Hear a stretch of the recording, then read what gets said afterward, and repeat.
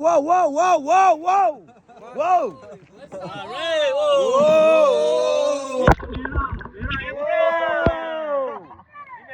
Oh, merah emperor, merah emperor.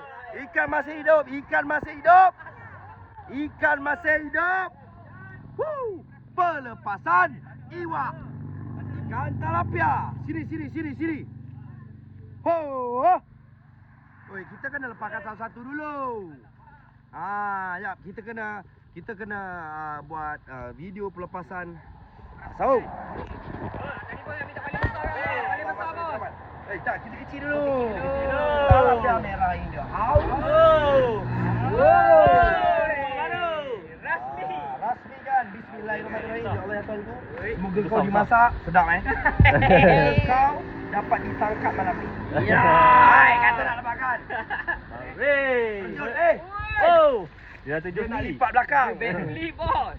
Dia backflip. Lagi tak? Oi, ada saiz lah. Boleh lah. Ini kira yang macam ni. Kilo berapa ni? Kilo 4. Kilo 3. Oh. Jan. Okey dah. Okey dah. Dah aja. Hai, marilah.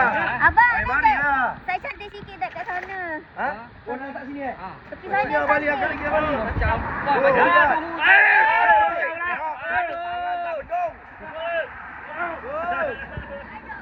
Takut je pegang. Oi, Macam takut je pegang. Geli. Jom, agak sana sikit. Jom. Memang dia lempar macam tu ya. Alamak, tukar tempat. Oh, 2 tiga. Laju makcik. Aish. Setting dulu baik-baik. Tak apa, mana yang nak lepas kuda tangan boleh. Boleh. Kan? Feeling dulu. Wow, jangan kat situ Biar ada akraboti kat sini. Mana ni ikan dia tak timbul Hidup, hidup ni. Dia agak biasa hidup ni. Abang, kan kat situ Ada tadi. Ada. Hui, Google tak bawa. Google tak bawa. Google tak bawa, dia terlalu gelap. Dia cakap, ini bukan tempat ikan ni, dia kata kan. Ini tempat orang ni.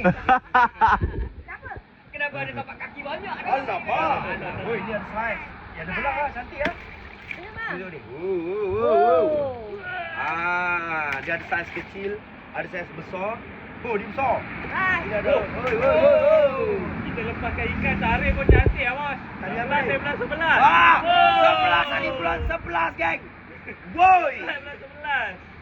Berat nian. Tolong ni, time lapse tu arah sini. Mochi sekejap apa?